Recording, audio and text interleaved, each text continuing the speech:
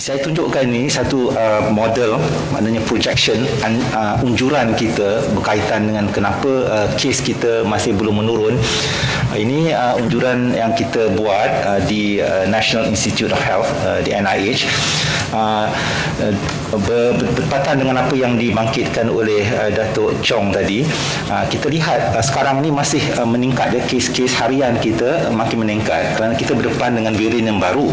Seperti kita tahu, pada tahun lepas varian yang utama dominant strain adalah dari yang Sivagangga, tapi as we move along kita akan dapat peralihan varian-varian dengan mutasi yang baru ini. Pada masa kini varian yang dominan yang kita dapati daripada penjujukan genom yang kita lakukan di IMR dan juga di makmal-makmal lain, dia punya dominan adalah varian Delta ya. Jadi varian Delta ni dia punya kadar kebolehjangkitan tu berbeza ya. Kalau macam Wuhan strain yang awal dahulu, dia punya kebolehjangkitan varian itu adalah lebih kurang 2 ke 3 ataupun 2.5. Tapi bila kita kata varian Delta ini, dia punya kebolehjangkitan 5 ke 8 dianggarkan ya. Jadi dia merupakan satu virus yang baru dari segi karakteristik dia ya. Jadi bila virus yang baru, dia punya cara dia nak melandaikan dia sedikit berbeza dan mengambil masa ya. Jadi di Klang Valley kita nak nampak varian yang utama sekarang kita jangkakan adalah varian Delta.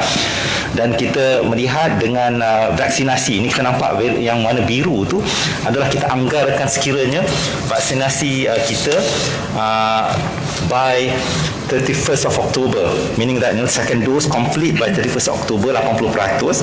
Kita akan nampak dia punya landai lengkok tu kita akan memuncak pada akhir bulan ini ya. Itu andaian kita ya. Yang perkara yang sama kita dapat lihat di Labuan dan di Sarawak ya, sebagai contohnya ya.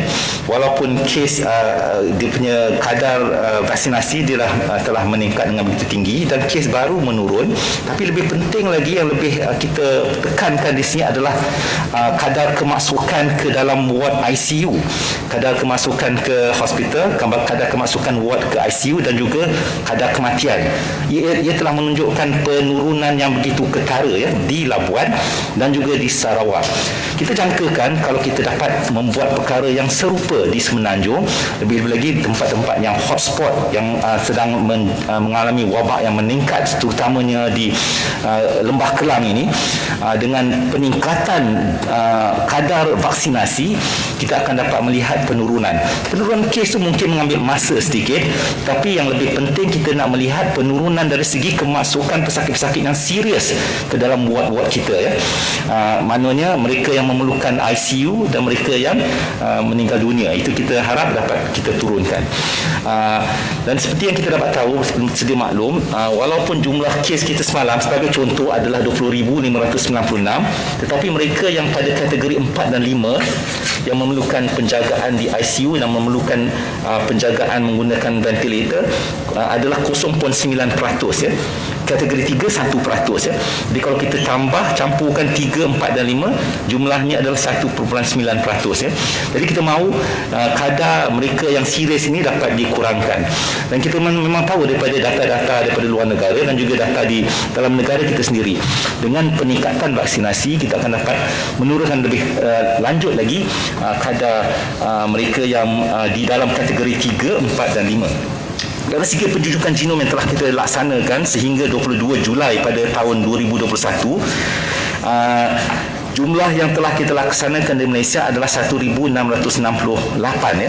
Daripada yang 1,668 tu, jujukan yang menunjukkan variant of concern ya, Alpha, Beta dan Delta adalah sejumlah 409 ya.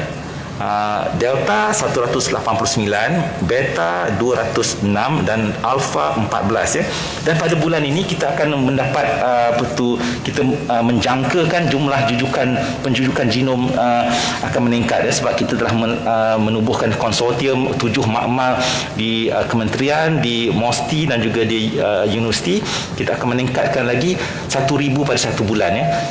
Dengan itu kita akan dapat lebih terperinci lagi maklumat tentang tentang penyebaran varian-varian di dalam negara kita ya.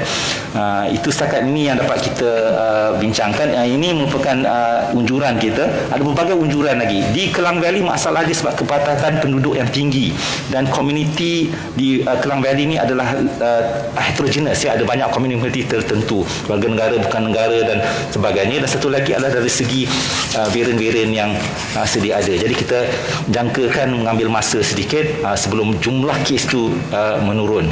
Tapi ini merupakan anggaran dan unjuran modeling yang kita laksanakan di dalam NIH kita ya.